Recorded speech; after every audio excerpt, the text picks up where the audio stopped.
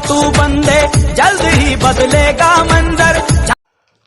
दोस्तों, MKC classes में एक बार फिर आप सभी का स्वागत। जैसा कि कल हम लोगों ने पढ़ा था रेक्टिफायर सर्किट्स के बारे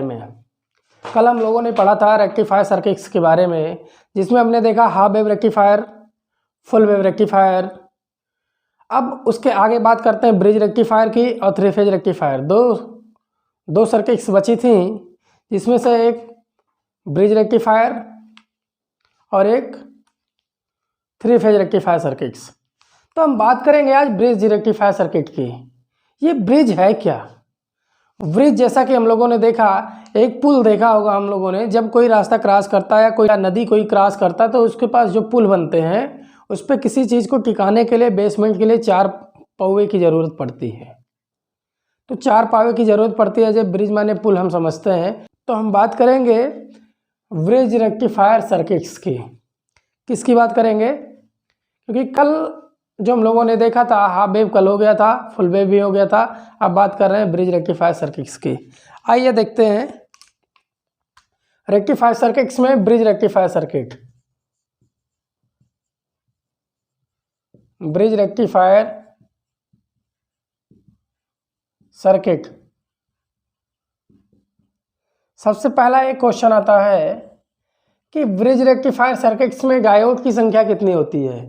ब्रिज रेक्टिफायर सर्किट्स में डायोडों की संख्या कितनी होती है, कितने डायोड लगते हैं? तो जो डायोड लगते हैं, डायोडों की संख्या कितनी है? 4 नंबर। कितना? 4 नंबर, मतलब 4 डायोड लगते हैं यहाँ पे। अब इसका जो सिंबल है ये देखिए इस तरीके से बनेगा।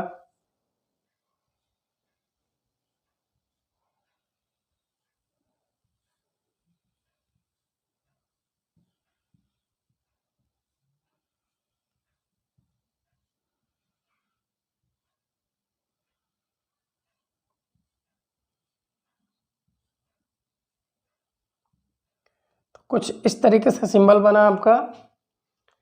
अब यहाँ से देंगे हम आउटपुट सप्लाई, आउटपुट ले लेंगे, यहाँ जोड़ देंगे अपना हम लोड रेजिस्टेंस। क्या जोड़ देंगे? लोड रेजिस्टेंस, ये प्लस और ये माइनस। अब हम यहाँ पे देंगे एसी सप्लाई। क्या देंगे यहाँ पे?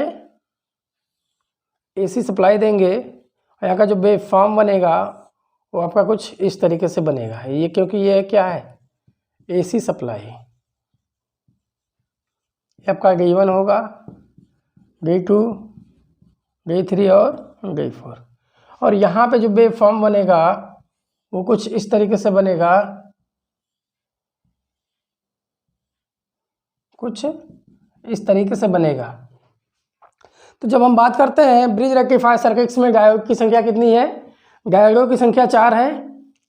अब डायोडों की संख्या 4 होने से ये जो ब्रिज रेक्टिफायर होगा ये महंगा होगा, ये ध्यान रखिएगा। डायोड जितना ज़्यादा होगा उतना ज़्यादा महंगा होगा इक्विपमेंट। तो ब्रिज रेक्टिफायर में डायोड की संख्या 4 है, इसलिए ये महंगा बनाया गया, ये महंगा है। ठीक है। अब यहाँ पे 4 डायोड हैं।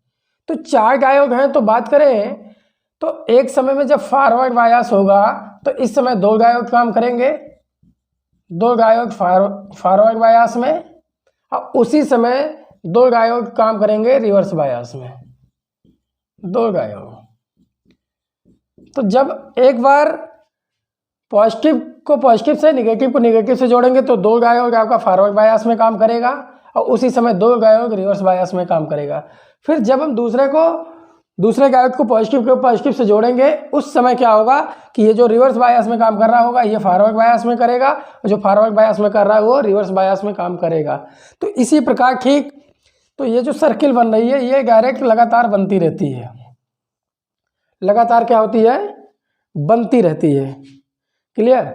और इसमें कोई मध्य सिरा युक्त ट्रांसफार्मर की जरूरत नहीं पड़ती। बहुत इंपॉर्टेंट क्वेश्चन है। इसमें कोई मध्य सिरा युक्त ट्रांसफार्मर की जरूरत नहीं पड़ती। मध्य सिरा युक्त किसी ट्रांसफार्मर की जरूरत नहीं पड़ती। किसी ट्रांसफार्मर की जरूरत नहीं पड़ती। अब हम इसके डाटा की बात करेंगे। जो डाटा है, पीक फैक्टर है, फॉर्म फैक्टर है, तो सेम जो भी है वो फुल वेव रेक्टिफायर के समान है।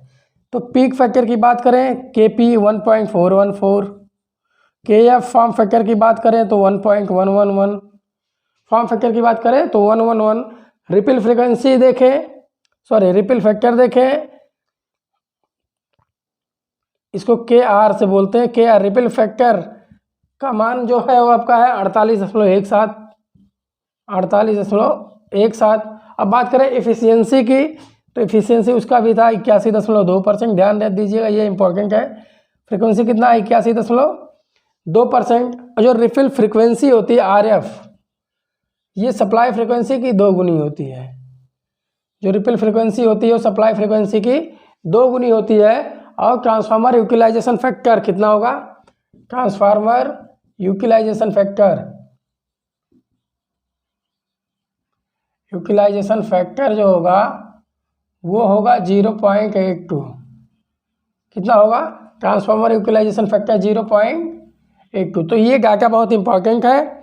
और यहाँ पे एक बात और बात करें हम यहाँ पे, तो जो फार्मूला अपना मिला था V एवरेज बराबर या VDC बराबर 2Bm/पाई, 2Bm/पाई, ये ध्यान रखिएगा। तो इस तरीके से ये जो डाटा तैयार हुआ, ये ब्रिज रेक्टिफायर सर्किट्स का डाटा है, ये डायग्राम है। और इसमें मध्य सिरा युक्त कोई ट्रांसफार्मर की ज़रूरत नहीं पड़ती। ये महंगा होता है क्योंकि यहाँ पे 4 डायोड की संख्या कितनी होती? 4 डायोड। और जो डाटा है KP peak factor, form factor, ripple frequency. जो रिपिल फैक्टर है ये रिपिल फ्रीक्वेंसी सप्लाई फ्रीक्वेंसी की 2 गुना है। जो इसकी दक्षता होती है वो 81.2% होती है। यह सेम फुल वेव रेक्टिफायर की तरह काम करता है। इसमें सो समान फुल वेव रेक्टिफायर की तुलना में जो इसकी आउटपुट होती है, जो ब्रिज रेक्टिफायर का आउटपुट मिलता है, बात करें आउटपुट की, तो आउटपुट मिलेगा फुल वेव रेक्टिफायर की तुलना में 2 गुना। फुल वेव रेक्टिफायर की तुलना में जो इसका आउटपुट मिलेगा ब्रिज रेक्टिफायर का, वो 2 गुना मिलेगा। क्यों? क्योंकि वहाँ पे 2 डायोड था और यहाँ पे कितने? 4 डायोड है, तो इसलिए इसका जो आउटपुट मिलेगा वो 2 गुना मिलेगा। तो ये बात समझ में आ गया। तो ये रहा ब्रिज रेक्टिफायर सर्किट्स। तो यहाँ पल्सेटिंग डीसी मिल रही है, अभी शुद्ध डीसी नहीं है। अभी इसको दूर करने के लिए हमें फिल्टर सर्किट्स प्रयोग करने होंगे। ये स्क्रीनशॉट लीजिएगा, आगे चलते हैं। अब हम बात करते हैं 3 फेज रेक्टिफायर सर्किट्स की। 3 फेज रेक्टिफायर सर्किट की। 3 फेज रेक्टिफायर सर्किट्स, ये चौथा है, क्योंकि 4 प्रकार के सर्किट्स होते हैं, half wave, full wave, bridge और 3 फेज रेक्टिफायर सर्किट्स। तो ये जो 3 फेज रेक्टिफायर सर्किट्स है, सबसे पहला क्वेश्चन इसमें डायोडों की संख्या। तो जो डायोड की संख्या होगी वो कितने होंगे? 6। नंबर ऑफ डायोड कितना होगा? 6। तो कुछ इस तरीके से बनेगा यहाँ का डायग्राम।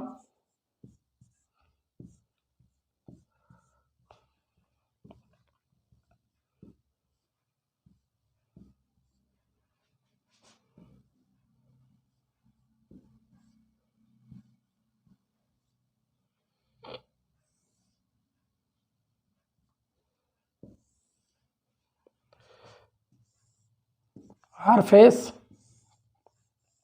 वाई फेस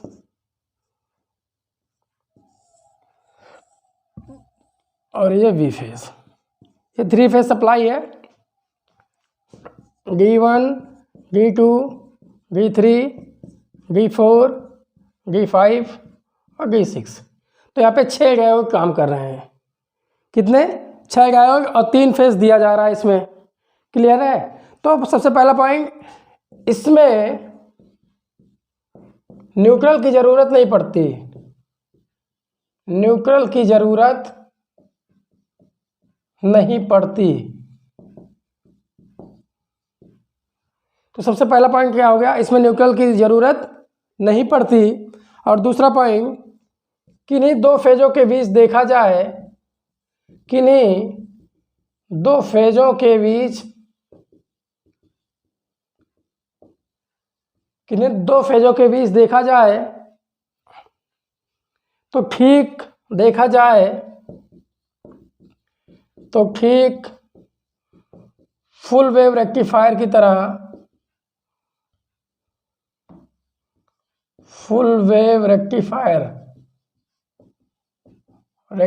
की तरह कार्य करते हैं, फुल वेव रेक्टिफायर की तरह कार्य करते हैं या फुल वेव रेक्टिफायर के समान होते हैं।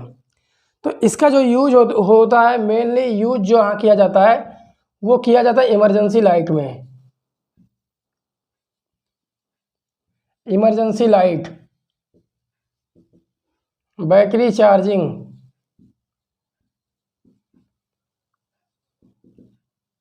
एलिमिनेटर, किसी आदि जगहों पे इसका यूज किया जाता है। तो ये जो 3 फेज रेक्टिफायर सर्किट्स है, इसमें सबसे पहले न्यूट्रल की ज़रूरत नहीं पड़ती और किन्हीं 2 फेजों के बीच देखा जाए तो ये फुल वेव रेक्टिफायर के समान दिखता है। और इसका जो यूटिलाइज है, जो यूज किया जाता है वो इमरजेंसी लाइट में, बैटरी चार्जिंग में और एलिमिनेटर में आदि जगहों पे इसका यूज किया जाता था या किया जाता है। तो इस तरीके से हम लोगों ने देखा रेक्टिफायर सर्किट्स, डायोड के द्वारा जो सर्किट बनाई गई थी। सबसे पहला क्वेश्चन वहाँ पे आता है किसमें कितने डायोड की ज़रूरत पड़ती है। लगभग हर एक एग्जाम में एक क्वेश्चन बन गया है कि हाफ वेव, फुल वेव या ब्रिज या 3 फेज रेक्टिफायर सर्किट्स में डायोडों की संख्या कितनी होती है। तो नॉर्मल क्वेश्चन, फिर वहाँ से डाटा बेस क्वेश्चन आते हैं, न्यूमेरिकल्स आते हैं कि रिपल फ्रिक्वेंसी इतना है तो वो फॉर्म फैक्टर क्या होगा, पीक फैक्टर क्या होगा। तो दोस्तों इसी तरीके से अगर आपको किसी टेक्निकल एग्ज़ाम का प्रिपेयर कर रहे हैं या प्रिपरेशन टेक्निकल एग्ज़ाम का कर रहे हैं ITI बेस पे, तो हमारे साथ जुड़े रहिए।